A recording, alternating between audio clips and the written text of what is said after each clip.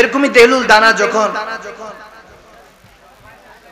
এক নদীর পাড়ে বসে বসে ঘর বানাচ্ছে, তো বাদশাহ হারুন রশিদ আর তেনার স্ত্রী যখন যাচ্ছেন, মালিকায়ে জাহান তখনকার পুরা দুনিয়ার তখন মালিকা মহারানী, যখন দেখছেন যে পাগল ঘর বানাচ্ছে, উনি দৌড়ে আসলেন, বলেন কি করছেন আপনি? বলে জান্নাতের ঘর বানাচ্ছি। কি আস্তে আস্তে সুবহানাল্লাহ, একটু জোরে বলবেন না সুবহানাল্লাহ? কিসের ঘর বানাচ্ছে? আওয়াজ দিয়ে বলেন কিসের? জান্নাতের ঘর। এই যে এখন যেটা অপরচুনিটি পাচ্ছেন, এটাই আপনার জন্য আখেরি। এরপর আর কোন অপরচুনিটি আপনার জন্য অপেক্ষা নাও করতে পারে। আগামীকাল সমস্ত অপরচুনিটি শেষ হয়ে মালাকুল মউত চলে আসতে পারে, ঠিক না? এজন্য কবির কনসেন্ট্রেট। যখন বলছে জান্নাতের ঘর বানাচ্ছি, তখন ওই মহারানী মালিকায়ে জাহান তিনি বললেন যে হুজুর, বেহলুল দানার কাছে আলাইহির রহমা ওই মাজুব আল্লাহর ওলির কাছে বলতেছে, হুজুর আমার কাছে কি একটা ঘর বিক্রি করবেন? বলে হ্যাঁ। কত দাম? দাম কত? How much? দাম কত? বলে দাম হলো 10 দিরহাম। কত? আওয়াজ দেন, কত? আরো জোরে। এটা মনে রাখবেন, কয় দিরহাম? 10 দিরহাম। যখন 10 দিরহাম বললেন, দিলেন 10 দিরহাম, নিলেন। বাদশাহ হারুন রশিদ বলতেছে কি কিনো এগুলো? 10 দিরহামে জান্নাতে ঘর, এটা কি সম্ভব নাকি? বাদ দাও, মানে আমি কিনবো। এখন যত রকম বাদশাহ রানী যাই হোক, স্বামী স্ত্রী তো, ঠিক না? স্ত্রী আবদার করলে স্বামী কেসকি কলে পড়তেই হয়। আবদার যেটা করে না করলে তো সারা সপ্তাহ এক মাস কানের সামনে গুনগুনাইতে থাকবো। যারা বিয়ে করে না তারা এগুলো বুঝবে না, যারা বিয়ে করছে তাদের জিন্দেগি। যারা বিয়ে করো না তোমরা ভালো আছো, বিয়ে শাদী হলো দিল্লির লাড্ডু, খাইলেও পস্তাবি, না খাইলেও পস্তাবি, ঠিক না? মনোযোগ আছে? কিনবো আমি কিনবো। আচ্ছা ঠিক আছে, 10 দিরহাম দিল, কিনছে। ঘরে গেল, ঘরে যাওয়ার পর ঘুমিয়ে গেল। রাতের বেলায় বাদশাহ হারুন রশিদ দেখতেছে স্বপ্নের মধ্যে যে জান্নাত সৈর করছে। সুবহানাল্লাহ। অনেক বড় একটা প্রাসাদ, আজিমুস শান প্রাসাদ। দেখে কাছাকাছি গেল, প্রহরী বলতেছে, আটকে দিয়ে বলতেছে যাওয়া যাবে না। বলে কি বলো? এখানে আমার মালিকার নাম লেখা, আমার রানীর নাম লেখা, এটা তো আমার রানীর মহল। বলে যার মহল তিনি যেতে পারবেন। সুবহানাল্লাহ বলেন, আরো জোরে বলেন না সুবহানাল্লাহ। যার মহল তিনি যেতে পারবেন, আপনার জন্য না। তিনি কিনেছেন এটা 10 দিরহাম দিয়ে। এখন তো সে এত জান্নাতি আলিশান ব্যবস্থা দেখে ঘরে ঢুকতে দিল না। এরকম অবস্থায় ঘুম ভেঙে গেল, দেখতেছে ফজরের আজান। নামাজ পড়লেন, নামাজ পড়ার পর দৌড়ায় গেলেন সেই বেহলুল দানার দরবারে। ওই যে একদম নদীর পারে বসে আছে, ঘর বানাচ্ছে। কি বানাচ্ছে? ঘরটা কিসের? আওয়াজ দেন না, কোন জায়গা? জান্নাতের ঘর বিক্রি করছে।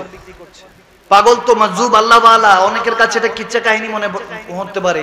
পুরো কোরআন শরীফ খুঁজে দেখেন, সব কিচ্ছা কাহিনী গল্প দিয়ে ভরা, ঠিক না?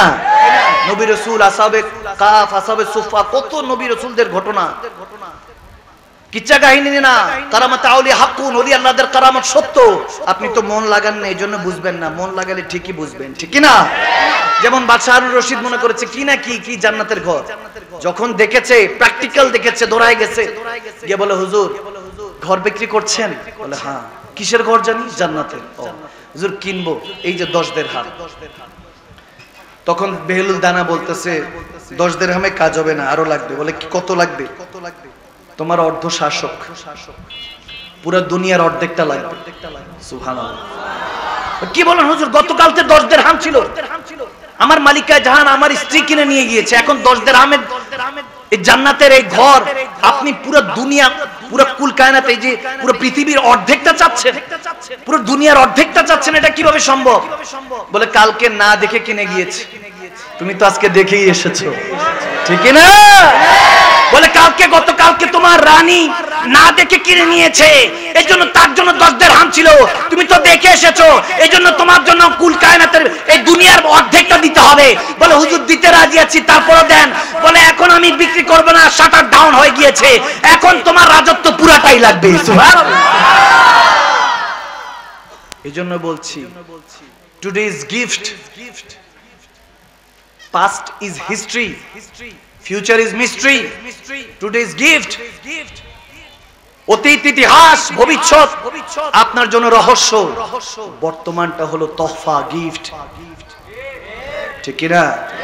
বাদশাহ হারুন রশিদ হজ করে যখন আসছেন, রাস্তার মধ্যে বসেছিলেন, প্রহরীরা বলতেছে সরো সরো, বাদশাহ আসতেছে। তখন বেহুলুল দানা বলে উঠলেন, একটু মাজুব তো, ম্যাট পাগল তো, বলতেছে এটা বাদশাহ হারুন রশিদের রাস্তা না, এটা আল্লাহর রাস্তা। সুবহানাল্লাহ বলেন না? কিছু থাকে না, কিছু এলাকার মধ্যে থাকে না, একটু তেরা মার্কা কথাবার্তা, একটু মেন্টালি ডিস্টার্ব থাকে, একটু হয়তো আমরা পাগল মনে করি, এমনও তো হতে পারে আল্লাহ ওয়ালা হয়ে আছে, ঠিক না? এজন্য কখনো কাউকে কষ্ট দেওয়া যাবে। বেহুলুল দানা বলতেছে আল্লাহর রাস্তা আমি ছাড়বো না। তখন দেখা গেল আর বেশি তর্কাতর্কি করলো না, কথা বেশি বাড়ালো না। বাদশাহ হারুন রশিদ যখন কাছাকাছি দিয়ে যাচ্ছে, তখন বাদশাহ হারুন রশিদকে বলতেছে, ইয়া বাদশাহ নামদার, আমি আপনার মতো পাগল আর কখনো দেখি নাই, আপনার মতো পাগল আর কখনো। বাদশাহ হারুন রশিদ বলে কি বলে কি, এক পাগল আমারে পাগল ডাকে, পাগল হয়ে আমাকে পাগল ডাকে। আসলে ব্যাপারটা এরকম, যারা আল্লাহ ওয়ালা হয় তাদেরকে অনেকে পাগল মনে করে। পাগল মনে করলে কি হবে, সারা দুনিয়া মনে করে তাকে পাগল, আর সে একা মনে করে সারা দুনিয়া পাগল, ঠিক না? বেহুলুল দানা বলতেছে আপনি যে এত নারা, এত স্লোগান, এত কিছু দিয়ে আপনাকে নিয়ে যাচ্ছে, হাসি আসতেছে, হাসি পায়।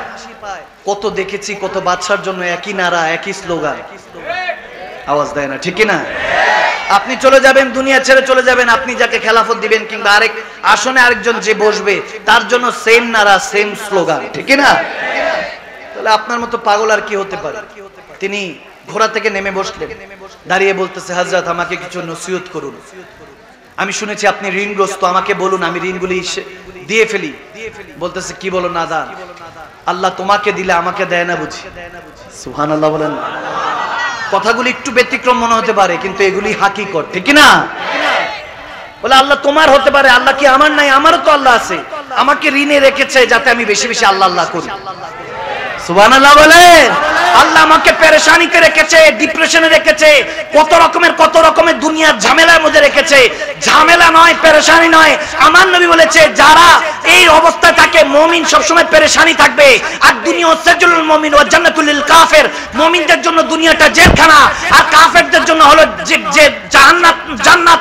আল্লাহ কাফেরদের জন্য জান্নাত বানিয়েছে, মুমিনদের জন্য এই দুনিয়াটা জেলখানা বানিয়েছে। জেলখানায় কয়েদিরা কখনো ভালো থাকে? এটা তো বুঝি আমরা এটা বুঝি। এজন্য আল্লাহ পেরেশানি রেখেছে যাতে বেশি বেশি আল্লাহ আল্লাহ ডাকতে পারি। সুবহান। এজন্য যারা পেরেশানিতে আছেন তাদেরকে আমি মোবারকবাদ জানাই। মালিক আপনাকে ডাকে, তার মানে মালিক আপনাকে ভালোবাসে। সুবহানাল্লাহ। পেরেশানি থাকলে, যদি পেরেশানি থাকে, বুকের মধ্যে হাতটা রেখে বলবেন আল্লাহ এত ভালোবাসো যে পেরেশানি দিয়েই রেখেছো যাতে তোমাকে স্মরণ করতে পারি। যাও মালিক, সব ছাড়বো, তোমার জিকির ছাড়বো না। সব ছাড়বো কিন্তু তোমার নবী দুরূদ ছাড়বো না। সব ছাড়বো কিন্তু নামাজ ছাড়বো না, ঠিক না? শুকরিয়া আদায় করতে শিখো। উনকি ইহা দের হ্যায় আন্ধের নেই। দেরি হতে পারে কিন্তু দিবেন ঠিকই, ঠিক না? ধৈর্য ধরে থাকুন না। কিছুর থেকে কিছু হইলে তো ডাক্তারের কাছে দৌড় মারেন, কিছুর থেকে কিছু হইলে তো এমপির কাছে, মন্ত্রীর কাছে দৌড় দেন, কিছুর থেকে কিছু হইলেই বড় ভাইয়ের কাছে দৌড়। কেন মসজিদে দৌড় লাগান না? একটু যায় সেজদায় পড়েন না? যে পরিবার, যে সমাজ আপনাকে বুঝতে চায় না, আপনাকে তিরস্কার করে, আপনাকে নিয়ে ঠাট্টা করে, আপনার পরিবার আপনার রক্ত হয়ে আপনার সাথে গাদ্দারি করবে, সমস্যা নাই, কাউকে কোনো কিছু দুঃখ শোনাতে হবে না। জান্না মসজিদে 2 রাকাত নফল নামাজের নিয়ত করে সেজদায় গিয়ে সুবহান রাব্বিয়াল আলা পড়ে বলে দেন না সমস্ত কষ্টের কথা তানার কাছে, ঠিক না? ঠিক না? আপনার কষ্টটা দূর করে দিবেন কে? তিনি যথেষ্ট, কিচ্ছু লাগবে না। ঈমান আনেন, অন্তরের মধ্যে ঈমানটা ঠিক রাখতে হবে। ঈমানটা ঠিক রাখবেন আর কোনো পেরেশান হবেন না। মাহমুদ গজনবী আলাইহির রহমত, সুলতান, হিন্দুস্তানের একজন বাদশা ছিলেন। তেনার মধ্যে সবসময় একটা প্রশ্ন কাজ করতো যে সবগুদ্দিন, তেনার বাবার নাম ছিল, যে সবগুদ্দিনের ছেলে কি আমি? তারপর আরেকটা 3টা প্রশ্ন কাজ করতো। আমাদের মনের মধ্যে তো এরকম অনেক প্রশ্ন কাজ করে না? করে কিনা? সবগুদ্দিনের ছেলে কি আমি? দ্বিতীয়ত হলো যে উলামায়ে কেরাম রে ওয়ারাসাতুল আম্বিয়া বলে, নবী রাসূলদের ওয়ারিস আলেমরা, এটা কি সত্য নাকি এমনি নিজের ফায়দার জন্য? আর থার্ড ওয়ান, কিয়ামত কি মানে সংগঠিত হবে? কিয়ামত কি সত্যি সংঘটিত হবে কিনা, এই তিনটা প্রশ্ন তেনার কাছে আসতো। উত্তরটা জেনে যান। তিনি তেনার ভিতরে সবসময় খেয়ে যেত যে সত্যি সত্যি আমি সুবুবউদ্দিনের ছেলে কিনা, আলেমরা ওয়ারাসাতুল আম্বিয়া কিনা, থার্ড ওয়ান, কিয়ামত হবে কিনা। যখন এই প্রশ্ন তেনার ভিতরে খেত, একদিন বের হয়েছেন সফরে, হঠাৎ করে দেখতেছেন একটা ঘর থেকে মৃদু মৃদু আলো, একটা ছোট্ট বাচ্চা ওই আলোর মধ্যে পড়ার চেষ্টা করছে। সুবহানাল্লাহ। তলাবে ইলম, মাদ্রাসা শিক্ষার্থী পড়ার চেষ্টা করছে। তো সুলতান মেহমুদ গজনবী আলাইহির রহমাত তিনি যখন কাছাকাছি গেলেন, মেহমুদ গজনবী বলতেছেন, কি ব্যাপার বাবা, তুমি এখানে কেন পড়ছো? তোমার কাছে চেরাগ আলো নেই? বলে, আমি এতিম, আমার কেউ নেই, আমার আল্লাহ আল্লাহ রাসূল ছাড়া আর কেউ নেই। হিন্দুর বাসার পাশাপাশি উনি একজন হিন্দু ভাই, ওনার এখানে আলো আছে, ওই আলো থেকে আমি একটু ইলম অর্জন করার চেষ্টা করছি। আমি নবীজির গোলামিতে আসতে চাই, দায়ী হতে চাই, একজন আলেমে দ্বীন হতে চাই। সুবহানাল্লাহ। সুলতান মেহমুদ গজনবী কত দান করতেন, কত সাদকা দিতেন। হঠাৎ তেনার মধ্যে একটা অন্যরকম ফিলিংস কাজ করে গেল। বলে, জীবনে কত খেদমত করেছি আল্লাহর রাসূলের গোলামি করার জন্য, আল্লাহর কাছে কবুল হওয়ার জন্য, কিন্তু এই গোলামিটা করার জন্য আমার মনের মধ্যে থেকে সায় আসতেছে। আমি সাথে সাথে দুইজন প্রহরী নিযুক্ত করলাম, বললাম তেল কিনে আনো, চেরাগ কিনে আনো। লাইটেন কিনে দিলেন, ওখানের মধ্যে হারিকেন কিনে দিলেন, ওই সময় যেই ব্যবস্থা ছিল ওটা কিনে দিলেন, চেরাগ কিনে দিলেন। তেল ভরার জন্য দুইজন প্রহরী রাখলেন, টাকা দিলেন, বলেন তেল খরচ শেষ হয়ে গেলে তেল ভরে দিবা। এই ছেলে যতদিন পর্যন্ত আলেম না হয় তোমরা দেখাশোনা করবা। সুবহানাল্লাহ বলে। যখন এটা করে তিনি ঘরে গেলেন, ঘরে যাওয়ার পরে যখন এরকম হলেন, মেহমুদ গজনবী বলেন, আমার তিনটা প্রশ্ন ছিল, আমি সুবুবউদ্দিনের ছেলে কিনা, তারপরে আলেমরা ওয়ারাসাতুল আম্বিয়া কিনা, নবী রাসূলদের ওয়ারিস কিনা, আর থার্ড ওয়ান কিয়ামত হবে কিনা। সবসময় আমার মধ্যে প্রশ্ন কাজ করত, আমি অনেক দ্বিধাদ্বন্দ্বের মধ্যে থাকতাম যে সত্যি সত্যি কি এই তিনটা প্রশ্ন কি সত্যি কিনা। তখন বলতেছে, আমি যখন ওই দিন ওই ছেলেকে হেল্প করে আমি যখন ঘরে গেলাম, আমি দুনিয়ার চোখ বন্ধ করলাম, কিসমতের চোখটা আল্লাহ খুলে দিলেন। পেয়ারা নবীর সাথে দেখা হলো, পেয়ারা নবীর সাথে দিদার হয়ে গেল। নবীজি আমাকে এক প্রশ্নের উত্তর, তিনটা প্রশ্নের উত্তর, একটা উত্তরে আমার মধ্যে জানিয়ে দিলেন, তিনটা কোশ্চেন একটা অ্যানসারের মধ্যে জানিয়ে দিলেন। নবীজি বলতেছেন, এ সুবুবউদ্দিনের ছেলে, আজকে আমার ওয়ারিসের খেদমত করেছিস, কাল কিয়ামতের ময়দানে আমি সুপারিশ করে তোকে জান্নাতে নিয়ে যাব। সুবহানাল্লাহ। বলতেছে এক তিনটা প্রশ্নের একটা উত্তর দিয়ে দিলেন আমার নবীর। এজন্য শেষ আগাজ করতে চাই, ওই কথাটাই বলতে চাই, সর্বদা একটা কথার মধ্যে ফিদা থাকবেন, সারে নামों से किनारा कीजिए, या रसूल अल्लाह या हबीब अल्लाह पुकारा कीजिए, और कहता फिरता है चांद आसमानों पे आज भी, या रसूल अल्लाह एक बार और उंगली का इशारा कीजिए। ठीक है, সে নবীর হয়ে যান, আল্লাহ আপনার হয়ে যাবে। আমিন বলেন, আমিন বলেন। আল্লাহ আজকের এই মেহফিলকে কবুল করে নাও। আমিন বলেন, আমিন বলেন। গতকালকে একটা হাদিস বলেছি, এই হাদিসটা দিয়ে শেষ করতে চাই, বারবার শেষ করতে চাই, তারপরও কামলিওয়ালা নবীর মনে হয় ভিতর থেকে আওয়াজ দেয়, আর একটু চলুক না।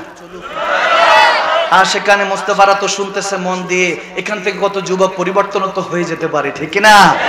চিন্তা করতে পারেন, মিলাদুন নবী করছি, আমার নবী কি আমার কাছে আসবে? আমি গুনাহগার, সিয়াকার, কোথা থেকে আসবে? হ্যাঁ, আমার নবী আসতে পারে। বাগদাদের সরজমিনে গৌসে পাকের জামানায় আব্দুল কাদের জিলানী ওলিকুল সম্রাট, তেনার জামানায় একটা মজলিস সাজানো হলো, এরকম মেহফিল সাজানো হলো, আলেমে দ্বীনরা খেতাবাত করছেন। হঠাৎ করে এক মা তার মেয়েকে নিয়ে পৌঁছে গেল যে ওলামায়ে কেরামদের ওয়াজ শুনবো। মা তার মেয়েকে নিয়ে যখন পৌঁছে গিয়েছে, তখন প্রহরী আটকে দিল যে ভিতরে যাওয়া যাবে না। ইনভাইটেশন কার্ড হ্যাঁ আপকে পাস? বলে নেই হ্যাঁ, আমার কাছে তো নাই, আমি কিভাবে যাব? বলে ইনভাইটেশন কার্ড ছাড়া একটা কার্ড লাগবে ভিতরে যাওয়ার জন্য, প্রাসাদে যাওয়ার জন্য, সাধারণরা যেতে পারে না। এখন গরিব ছিল মাটা, মেয়েটাকে নিয়ে এসেছে, আমার নবীর শান শুনবে, আলোচনা শুনবে। যদি এই শানগুলি আলোচনা শুনে যদি হেদায়েত হয়ে যায়, দিলটা বাতেনটা যদি পরিবর্তন হয়ে যায়, জাহেরের সাথে সাথে বাতেনটাও পরিবর্তন হয়ে যায়, তখন সে চিন্তা করছে কি করবে। যখন ঢুকতে দিচ্ছে না, তখন মাটা বলতেছে সমস্যা নাই, মেয়েকে বলতেছে যে মাগো টেনশন করিস না, আমার নবী শুধু প্রাসাদে আসে না, ডাকার মতো ডাকতে পারলে খড়কুটার মতো আমার রাহমাতুল রহমাতুল আলামিন আসতে পারি। আমার আল্লাহ সেই ক্ষমতা দিয়েছেন। যখন চলে গিয়েছে ঘরের মধ্যে যাওয়ার পর সারা রাত মা কোরআন তেলাওয়াত করে, হাদিসে পাকের কথা শোনায়, আর মেয়েটা নাতে রাসূল পড়ে, জিকরুল্লাহ করে। এরকমই কাসিদা পড়তে পড়তে মা মেয়ে সারা রাত কাটিয়ে দিল। ফজর আজান পড়লো। যখন ফজর আজান পড়লো, মাটা ডাক দিয়ে বলে, যাও ওযুর পানির ব্যবস্থা করো। যখন মেয়েটা বাইরে গেল, একটা চিৎকার দিয়ে ঘরে চলে আসলো। এসে বলতেছে, মা গো, কে জানি আমার ঘর, আমাদের এই কুড়ে ঘরটার মধ্যে চুমু খাচ্ছে। নুরানি চেহারা, ऊंची नजरे, नीची नजरे, सबकी खबरें वो दिखा के पवन, वो सुना के सुनन, वो तुम ले गया मेरा तन मन धन। বলতেছে এমন একজন শখস ওয়ালা এসেছে, আল্লাহ ওয়ালা এসেছে, কে জানি আমাদের এই কাঁচা ঘরকে চুমু খাচ্ছে। মাগো জানি না। মাটা দৌড়ায় আসলো। এসে দেখতেছে সৈয়দনা আব্দুল কাদের জিলানী, সৈয়দনা গৌসে পাক ওই ঘরকে চুমু খাচ্ছে।